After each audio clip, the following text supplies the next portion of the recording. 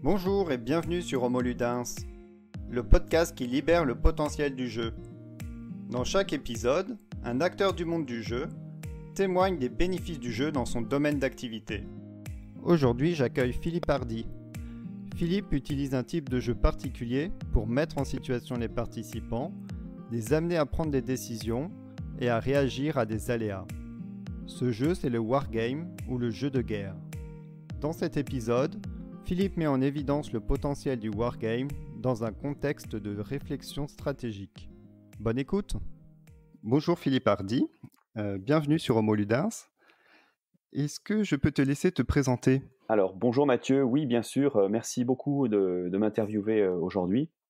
Et donc, bien écoute, Philippe Hardy, j'ai 51 ans et je suis aujourd'hui en activité indépendante, après avoir été pendant une vingtaine d'années et avoir exercé différentes fonctions de direction dans des industries, chimie, santé et pharma. Et j'ai créé en 2014 la société Bleu Horizon Conseil, dont je suis le gérant. Voilà, et maintenant, donc, je suis consultant, formateur et enseignant en innovation, stratégie et gamification, ou ludification, comme on dit en français. Et d'où te vient cet intérêt pour le jeu ?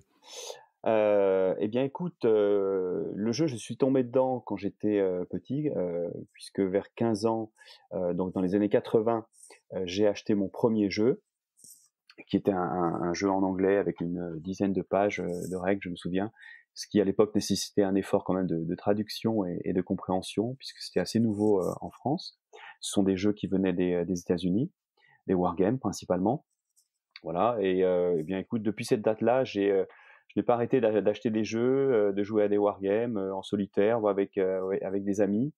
Et bon, étant passionné d'histoire militaire, ce genre de jeu, les wargames, se prêtent bien à la simulation de conflits, de batailles, de guerres, etc. Donc, bien écoute, maintenant j'ai toujours cette passion-là. En 2012, j'ai créé mon premier jeu, qui a été édité par un magazine de jeux d'histoire français qui s'appelle Vaevictis, qui existe depuis 1995. C'est un bimestriel qui propose systématiquement des jeux en encart avec cartes, pions et livrets de règles. Et puis depuis cette date-là, j'ai créé une dizaine de jeux qui ont tous été édités professionnellement par Vaevictis, que je viens de citer, mais également par d'autres sociétés françaises, hein, puisque c'est très dynamique le monde du jeu en France, avec Hexasim et Ludifolie. Voilà. Et d'ailleurs, les semaines qui viennent, j'ai un deuxième jeu en boîte qui va sortir chez Hexasim. D'accord. Tu nous as parlé de wargame. Est-ce que tu peux nous expliquer ce que c'est ? Tout à fait. Alors, un wargame, la traduction en français, c'est un jeu de guerre. Alors, on n'aime pas trop parler de jeux de guerre, et souvent les wargames font référence à soit un film, soit à des jeux vidéo. Mais les wargames dont je parle sont plutôt des jeux de plateau, dans lesquels il y a deux équipes qui s'affrontent, enfin deux camps qui s'affrontent, souvent deux joueurs, qui représentent chacun un belligérant, hein, pour simuler une bataille, un conflit. Et donc, on a une carte qui peut couvrir une table, ou qui peut aussi être un peu plus petite, qui représente le lieu géographique où s'est déroulée la bataille, et sur lequel on a des zones ou des hexagones ou des cases sur lesquelles on déplace des pions qui représentent des armées, qui représentent des unités. Et donc, en fait, on se met à la place d'un chef d'armée, et on va bien décider des choix stratégiques ou tactiques. Et à la façon d'un jeu d'échecs, hein, on va déplacer ses pions, et l'adversaire va faire de même, pour que chacun puisse atteindre son objectif, qui peut être la prise d'un espace géographique, ou l'élimination d'unités adverses, comme on peut avoir aux échecs. Voilà ce que c'est qu'un wargame. C'est une discipline qui est née au 19e siècle, enfin, je dirais plutôt au 17e siècle. Ça s'appelait le King Sport, c'était le jeu des rois.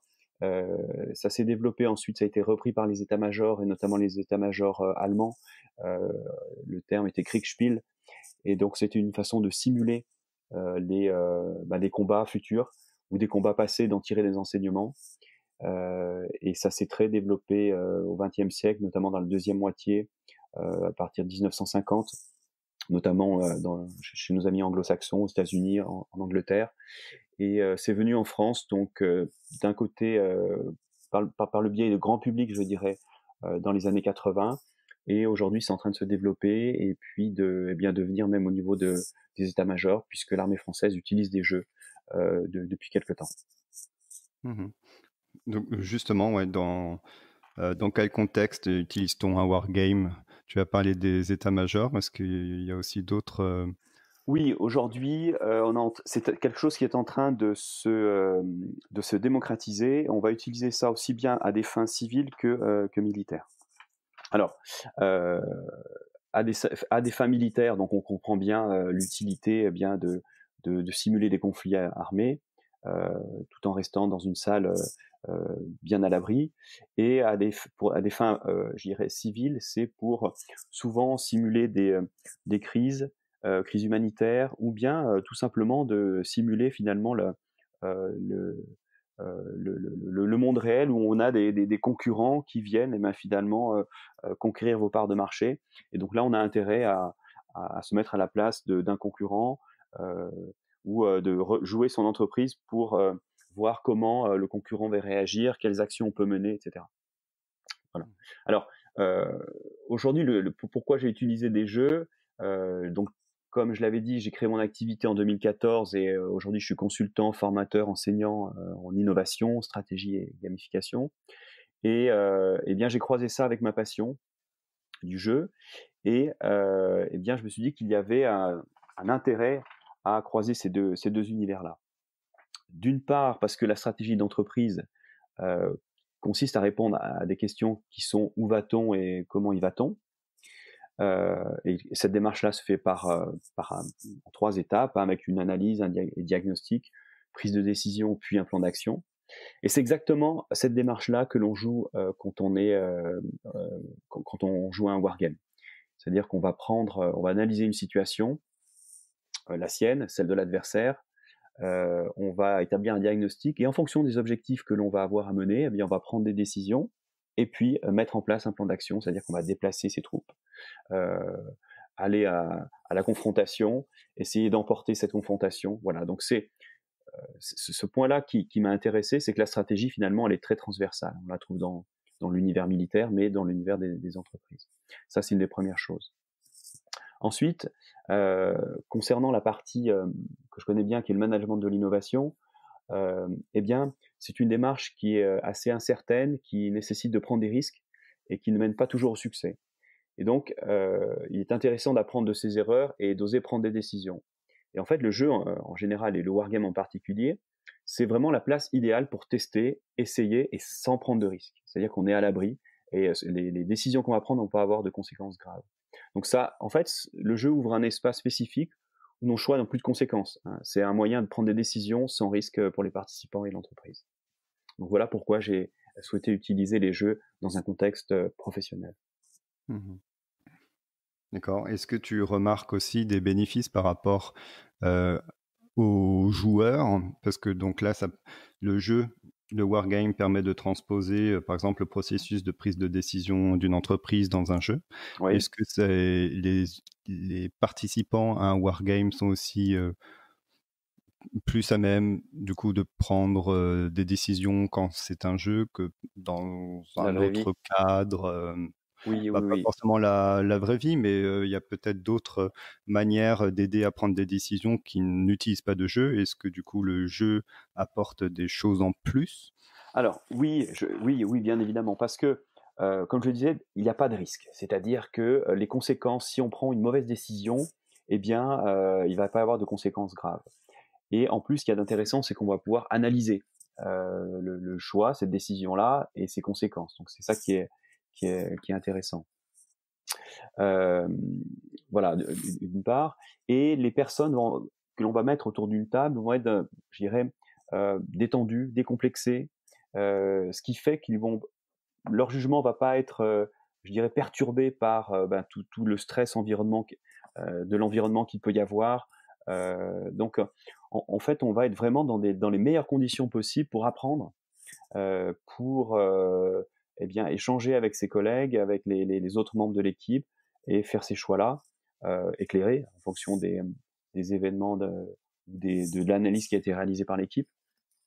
Donc c'est vraiment je dirais, un moment privilégié où l'on peut, prendre ses décisions, échanger avec les membres d'équipe, décloisonner également, les personnes des différents services et les faire bosser ensemble. Oui, d'accord. Mmh.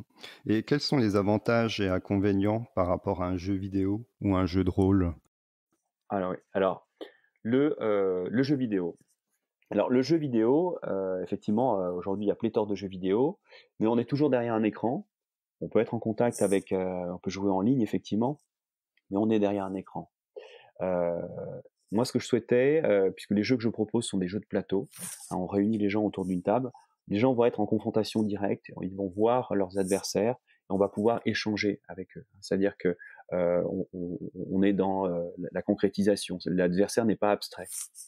Et puis c'est beaucoup plus convivial, je trouve, d'être, en relation, avec des personnes pour décloisonner, alors qu'on est toute la journée, la plupart du temps, derrière un ordinateur. Ça, c'est la première chose. Heu, Ensuite, développer un jeu vidéo est quelque chose assez cher, qui nécessite pas mal de temps de développement, alors qu'un jeu de plateau peut être beaucoup plus rapide et beaucoup plus souple après pour, être adapté. C'est-à-dire que vous pouvez tout à fait vous-même modifier une carte, modifier un pion, modifier, heu les règles très facilement, alors qu'avec un jeu vidéo, c'est beaucoup plus compliqué. Ensuite, concernant les jeux de rôle, c'est quelque chose qui n'est pas facile à jouer pour des personnes qui n'ont pas l'habitude du jeu, hein. Ce qu'il faut bien avoir à l'esprit, c'est que quand on propose à une entreprise de jouer, eh bien, il y a des gens qui n'ont pas envie de jouer ou qui ont oublié de jouer, qui ne souhaitent pas jouer. Et si on leur demande un effort supplémentaire, c'est-à-dire un jeu de rôle où on est dans la peau d'un personnage, c'est compliqué. Voilà, donc c'est pour ça que vis-à-vis des jeux vidéo et des jeux de rôle, je pense que le jeu de plateau est le meilleur compromis euh, dans un environnement professionnel. Mmh, d'accord. Et comment se déroule une session de jeu, de wargames? Alors, alors le, un- là, on est dans un univers professionnel. Donc le wargame, en fait, il y a des règles de jeu, on a différentes phases. Pour faire simple, on va avoir une phase d'un joueur A, la phase d'un joueur B. Souvent, il y a une phase commune, et puis après, on passe au tour suivant, vraiment dans les grandes lignes. Ce qui est important dans un environnement professionnel, c'est que on souhaite tirer un enseignement du jeu.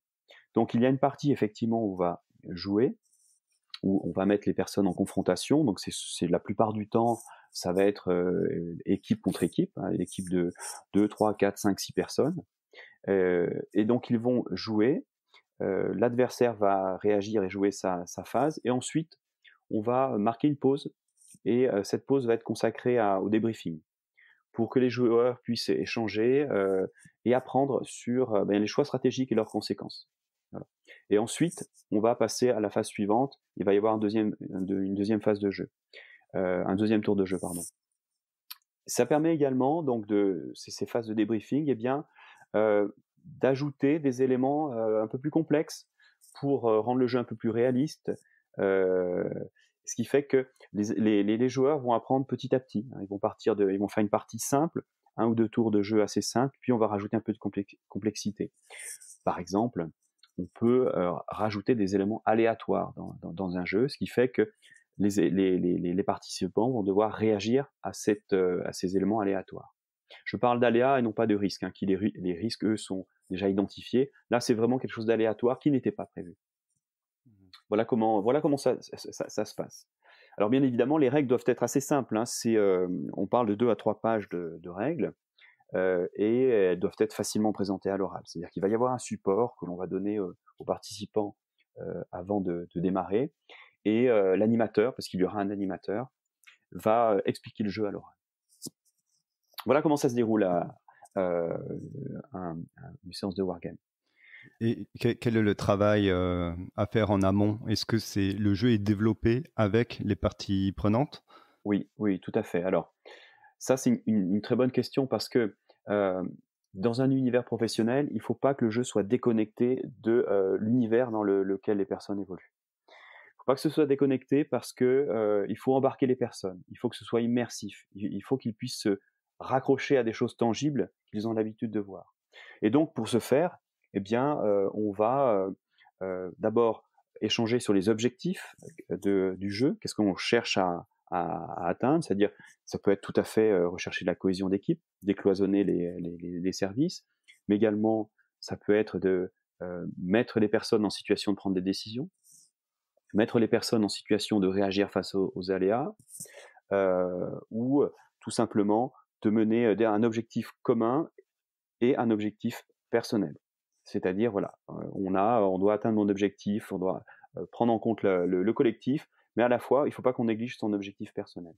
Donc, on va réfléchir avec les participants, ils vont nous donner des éléments qui vont permettre de créer un univers qui ressemble à l'univers professionnel dans lequel ils ont l'habitude d'évoluer. Donc, il y a un travail en amont de développement, de conception, qui est indispensable et dans lequel on va intégrer les participants. Alors pas tous les futurs joueurs, mais en tout cas un représentant de, je dirais, chaque service qui va être représenté dans le jeu. Mmh. Et est-ce que du coup, dans un wargame, est-ce qu'on essaye de chercher à reproduire des événements réels ou je pense surtout à la partie plus militaire du coup, est-ce qu'on cherche à reproduire des batailles qui ont déjà existé et à les transposer dans quelque chose de futur? Ou est-ce qu'on Oui. s'appuie beaucoup sur l'aspect historique? Ah, oui, oui. Alors tout ça effectivement, alors il y a bien 2 choses différentes, hein. Il y a la partie militaire, donc là je vais pas forcément parler de la partie militaire qui est bien spéciale, mais effectivement on essaie de tirer des enseignements du passé et puis de créer de nouveaux jeux qui permettent de simuler, je dirais un futur. Effectivement là j'interviens auprès de l'école militaire de Saint-Cyr et de l'OTAN pour effectivement simuler ce genre de choses. Donc ça, c'est bien particulier. Concernant notre univers professionnel aujourd'hui et je dirais civil, ce que l'on souhaite faire, c'est eh bien, comprendre comment vont réagir les concurrents face à des actions que l'on va mener. C'est surtout ça qui est recherché, d'une part, et puis également savoir comment on pourrait s'améliorer dans une situation concurrentielle difficile actuelle. Et, euh, et là, ça permet le jeu permet de revoir différents éléments de l'entreprise que l'on peut valoriser, améliorer pour les rendre plus performants. Mmh. OK. Tu as parlé de phases de débriefing régulières Oui. et qu'est-ce qui se passe à la fin du jeu? Est-ce Alors, qu'il y a aussi un gros débriefing ou est-ce qu'il quelque chose de particulier qui se passe lorsqu'on a terminé de jouer? eh bien, en fait, oui, on va demander aux participants ce qu'ils ont appris, comment ils ont vécu cette expérience, qui est souvent une expérience unique hein, dans une entreprise. Il y a peu d'entreprises qui participent, qui créent des jeux. Ça commence à se démocratiser, on le voit de plus en plus, effectivement, en ce moment. Il y a beaucoup d'offres d'ailleurs. Mais il y a toujours une phase de débriefing. Donc, je dirais, sur la forme, est-ce que le jeu leur a plu? Est-ce qu'ils ont passé un bon moment? Est-ce que c'était agréable, et cetera, et cetera. Ça, c'est, je dirais, inhérent à toute formation. On va demander ça. Et puis ensuite, sur le fond, eh bien, qu'est-ce qu'ils ont appris? Voilà. Donc ça, c'est cette partie-là qui est intéressante parce que le jeu finalement va permettre d'apprendre de façon, je dirais, décomplexée, ludique, amusante.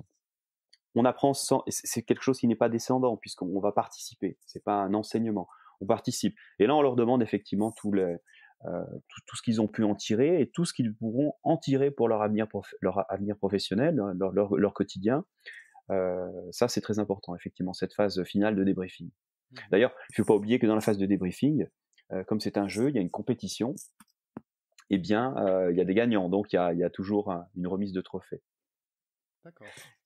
D'ailleurs, le terme coopétition je dirais, c'est le format idéal aujourd'hui pour mettre des équipes ensemble.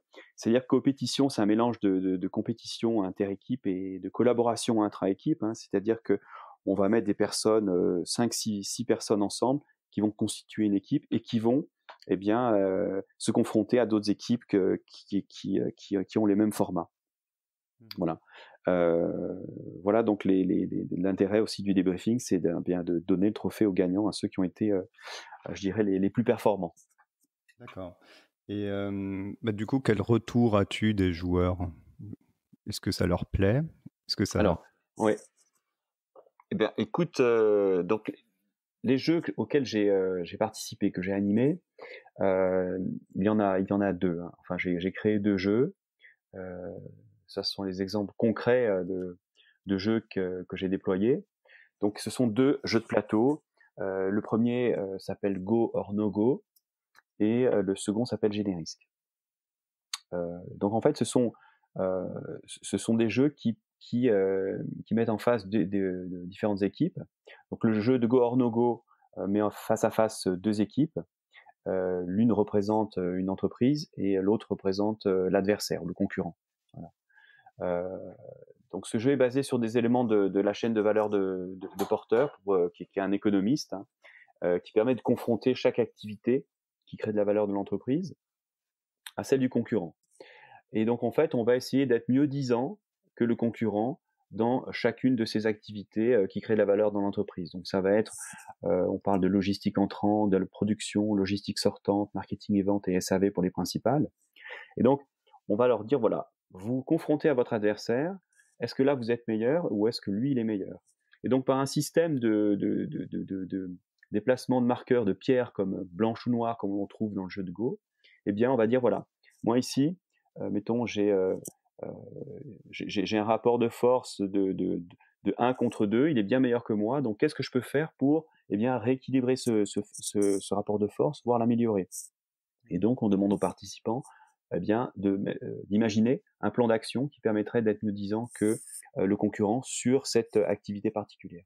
Donc là, on les fait réfléchir, et ce qui fait qu'à la fin d'une séance qui va durer une demi-journée ou une journée, eh bien, les personnes ont déjà des idées concrètes sur toutes les actions qu'ils ont à mener dans chaque activité qui crée de la valeur dans leur entreprise pour être au niveau, voire meilleur que le concurrent. Donc ça, c'est le premier jeu, Go or No Go. Donc forcément, il y a un énorme bénéfice puisqu'on va mettre les gens à réfléchir, on va les mettre ensemble, on va ce qu'on appelle libérer l'intelligence collective et à la fin il y a toujours c'est toujours un succès. Donc ça je l'ai fait plusieurs fois, ça se fait avec des comités de direction, ça se fait avec des services marketing, commerciaux, etc. Des gens qui sont confrontés à la concurrence et qui connaissent la concurrence. Ça c'est le premier jeu que j'ai déployé. Le second s'appelle Générisk. Donc on parlait de donc Générisk, en fait, ça a été développé pour l'industrie pharmaceutique. Euh, et donc là, c'est un jeu qui permet de réunir plusieurs équipes de 6. Donc on peut avoir 3, 4 équipes de 6. Et dans ce jeu-là, permet d'embrasser toute la chaîne de production de médicaments, de la R&D jusqu'à la commercialisation. Donc on a chaque membre d'équipe qui va être responsable d'une étape de développement d'un médicament. Et tous les membres ensemble doivent développer ces médicaments et les commercialiser sur un marché. Donc l'équipe va avoir un objectif collectif qui va être de faire les bons choix stratégiques pour vendre des médicaments et faire face à la concurrence. Et chaque membre va avoir un objectif personnel. Et c'est ce qu'on retrouve en fait dans la vraie vie. Donc là, c'est quelque chose d'assez immersif. Ça peut se jouer sur un jour ou 2 jours. Eh bien, à chaque fois que j'ai déployé ce jeu-là, ça a été un franc succès parce que déjà les gens ont passé un bon moment. Ils ont pris des décisions, vu les réactions de la concurrence, essayé de développer leur marché, fait face aux aléas. Voilà, donc c'est voilà les types de jeux que j'ai déployés qui sont à chaque fois très, très bénéfiques pour tous les participants. Ok, super, merci beaucoup. Du coup, nous arrivons aux dernières questions. Oui. As-tu un jeu que tu nous recommandes? Alors c'est compliqué ça, parce qu'il y a beaucoup de choses qui existent aujourd'hui sur le marché. Il y a des choses qui vont être, ni plus ni moins que, un réaménagement de jeux très basiques, comme un jeu de loi, comme un Monopoly, un jeu ou un Trivial Pursuit et cetera. Puis il y a des jeux de cartes. Donc c'est très compliqué de vous recommander un jeu. Par contre, le jeu, je dirais, qui est le plus approprié à votre environnement, la plupart du temps, il est fait sur mesure. Il est fait sur mesure pour qu'il soit suffisamment immersif. Il faut qu'il soit de bonne facture, c'est-à-dire une facture professionnelle, qu'on n'ait pas l'impression d'avoir des bouts de papier avec de mauvais dessins. Il faut que ce soit très immersif, bien, bien léché. Voilà, donc c'est ça, à mon avis, c'est important. Il faut que ce soit proche de la réalité professionnelle pour que les participants puissent s'immerger. Alors ça peut nécessiter un investissement important au départ parce qu'on va avoir un temps de développement assez long. Mais ensuite, une fois qu'on a un jeu, qui est un jeu matérialisé, hein, avec des cartes, des pions, des petites cartes à jouer, des marqueurs, etc., une boîte, eh bien, c'est quelque chose qui va être autoporté. C'est-à-dire qu'il suffit qu'il y ait une ou deux personnes dans l'entreprise qui accrochent, et vont pouvoir ensuite déployer ça en interne. Et c'est, je dirais, idéal pour accueillir de nouveaux arrivants, et notamment pour tout ce qui est campus interne, université d'entreprise. Ça permet vraiment de mixer les populations. Donc il faut que ce soit le jeu idéal, c'est un jeu qui colle vraiment à la réalité de l'entreprise et à ses objectifs. Ok. Si on souhaite en savoir plus sur toi et ton travail, où est-ce qu'on peut s'informer ? Eh bien, j'ai un site internet qui s'appelle Bleu Horizon Conseil en un seul mot et au singulier, bleuhorizonconseil.com. Dessus, j'ai un blog. Je présente également mes différentes actions. Donc, on peut se renseigner là-dessus, effectivement. Si on souhaite se renseigner sur des jeux historiques, il y a une plateforme qui s'appelle Board Game Geek, qui référence tous les jeux de plateau qui depuis le début des jeux de plateau. Donc c'est une base de données énorme. Il y a énormément de wargames qui sont cités, qui sont notés, appréciés, commentés, etc. Donc c'est très intéressant. Donc Bleu Horizon Conseil, Board Game Geek, là ce sont deux sites sur lesquels vous pouvez aller voir d'un côté pour Bleu Horizon Conseil mes jeux professionnels, destination donc de professionnels civils, et puis les jeux, je dirais, plus ludiques, militaires, ça va être sur Board Game Geek. Voilà. Ok, ça marche. Merci beaucoup, Philippe Hardy. Merci beaucoup, Mathieu. C'était très intéressant d'échanger, puis j'espère qu'il y aura des vocations. À bientôt. À bientôt. Merci d'avoir écouté jusqu'au bout. Si vous avez aimé, abonnez-vous sur votre plateforme de podcast préférée. À dans 2 semaines pour un nouvel épisode.